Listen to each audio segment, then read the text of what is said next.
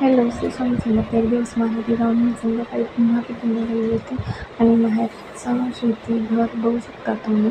तर आज मी पालक पनीर बनवणार आहे. त्यासाठी मी पालक आधी शिजवून व्यवस्थित घेतलेली आहे आणि गार होऊन जाण्यासाठी मिक्सरमध्ये ठेवून ग्राइंड करून घ्यायची आहे तिला.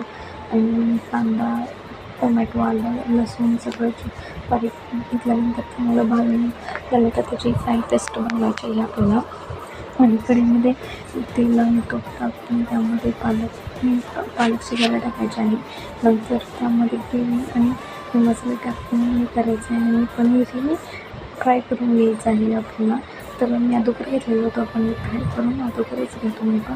त्यानंतर सगळं टाकल्यानंतर त्यामध्ये हे टाका, त्या वाटीमध्ये लाल तिखट हे सगळे मसाले टाकून बारीक करून घ्या आणि पनीर आणि ते ग्रेव्ही एकत्र करून शिजवून त्यामध्ये पनीर टाका आणि चवीनुसार मीठ टाका. थँक्यू.